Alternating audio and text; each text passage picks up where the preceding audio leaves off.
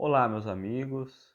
No estudo de hoje do livro Pão Nosso, nós vamos refletir sobre o capítulo 138, intitulado por Emmanuel, Vejamos Isso. E o título aqui ele já nos traz um alerta a fim de que possamos olhar. Então, ele vai dizer, observa, né? Veja, não deixe passar como natural. É preciso ter um olhar diferente para aquilo que ele vai trazer. Então, o título, Vejamos Isso. E o trecho de referência que ele nos traz é Carta de Paulo aos Coríntios, capítulo 1, versículo 17. Porque o Cristo me enviou, não para batizar, mas para evangelizar, não em sabedorias de palavras, para a cruz do Cristo se não faça vã. Então, Paulo vem dizer o quê? Que o Cristo não enviou Paulo para que ele pudesse batizar as pessoas, né? Muito pelo contrário, ele enviou para evangelizar. E aí, como ele coloca, não com sabedoria das palavras, não falando e coisa do tipo, ou escrevendo, nem tanto que Paulo não tem evangelho propriamente dito, mas para ser exemplo, para que não deixe o exemplo do Cristo ir em vão, para que as palavras da cruz, a cruz em especial, o Cristo, não passem em vão, através dos exemplos. E Emmanuel começa. Geralmente, quando encarnamos, sentimos vaidoso prazer em atrair a maior número de pessoas para o nosso modo de crer. Então, a todo momento, nós buscamos aqui na encarnação atrair para perto de nós pessoas que olhem para nós, que concordem conosco, como ele coloca, que aceitem o nosso modo de ser. É como se fosse uma autoconfirmação. Se eu tenho muita gente junto de mim, se eu tenho muita gente olhando para mim, pelo que eu faço, é porque eles estão aprovando aquilo que eu estou fazendo. Então, constantemente nós buscamos aqui encarnados em atrair pessoas a nós, atrair olhares para o nosso modo de ser. Somos invariavelmente bons pregadores e eminente sutil na criação de raciocínio que esmaguem os pontos de vista de quantos não possam compreender no imediatismo da luta. Então, o que ele vem dizer? Nós somos bons pregadores e a todo momento nós buscamos esmagar a opinião do outro, que não consegue enxergar a nós. Muitas vezes estamos até errados, mas nós temos argumentos suficientes, como bons pregadores que somos, e conseguimos convencer os outros.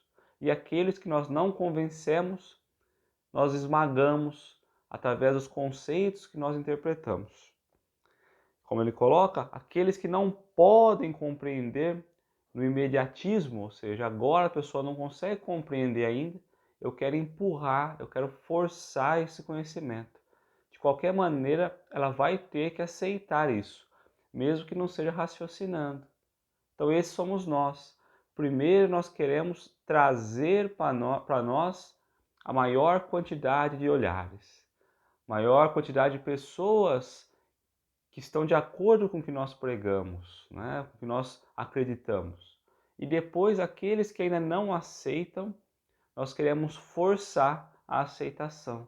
Nós queremos empurrar goela abaixo, como nós dizemos, a nossa crença, o nosso entendimento, mesmo que ainda a pessoa não tenha compreensão disso. No primeiro pequeno triunfo obtido, tornamo-nos operosos na conquista e na consulta aos livros santos, não para adquirir mais vasta iluminação, e sim com o objetivo de pesquisar as letras humanas das divinas escrituras, buscando acentuar as afirmativas vulneráveis de nossos oponentes. Então, quando nós saímos entre uma batalha ali, numa conversa, nós saímos vitoriosos, quando nós conseguimos colocar o nosso ponto de vista como sendo verdadeiro, nós recorremos mais uma vez aos livros divinos, aos livros santos, às escrituras, mas não a fim de buscarmos ali a compreensão de nos iluminar. Será que eu acertei? Será que eu errei? Do ponto de vista moral. Muito pelo contrário, nós vamos buscar ali nos livros santos novos artifícios, a fim de vencer outras batalhas. Então nós não estamos olhando verdadeiramente para o significado do Evangelho, significado das palavras. Nós buscamos nele sustentáculo a fim de vencer as lutas que estimulam o nosso ego.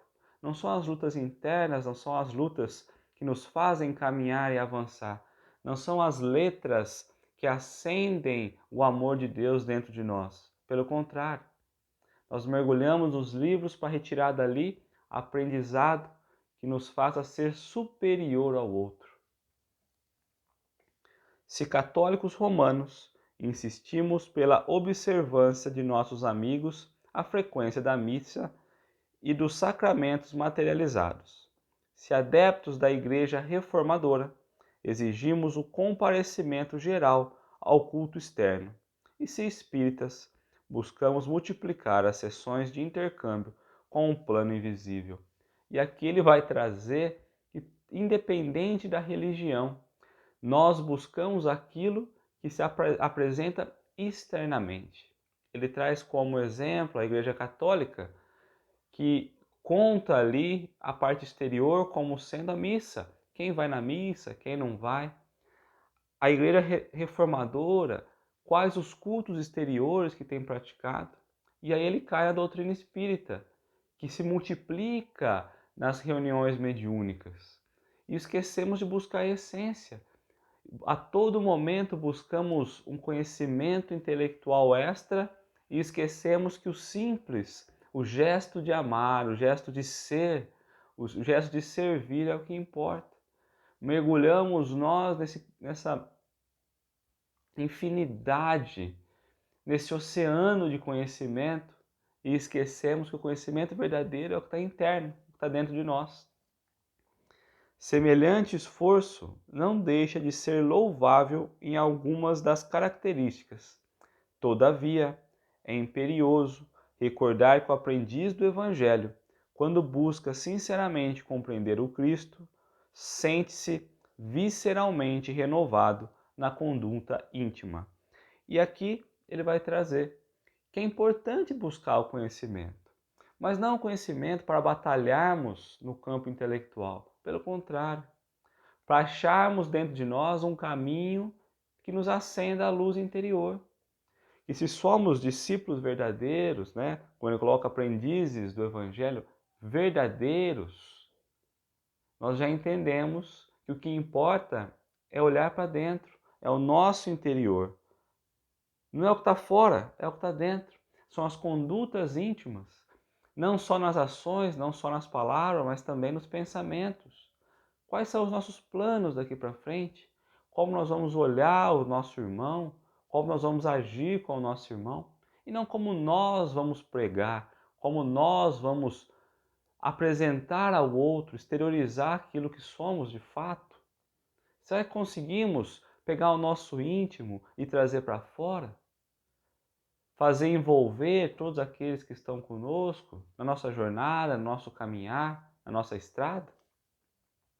Quando Jesus penetra o coração de um homem, converte-o em testemunho vivo do bem e manda-o a evangelizar seus irmãos com a própria vida.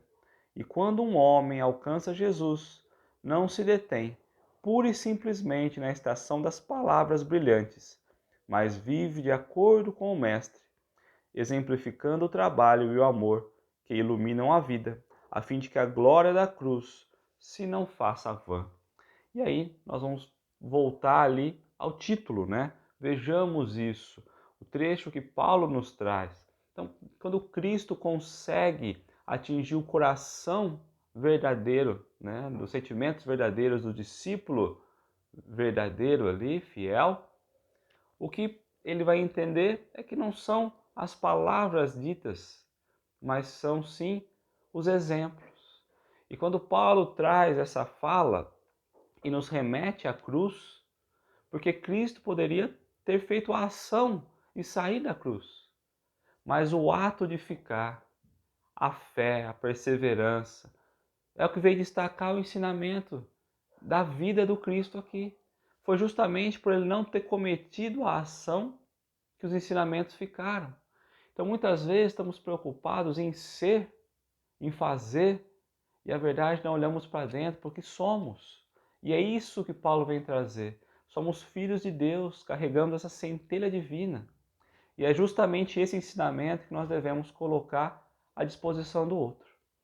Muito obrigado.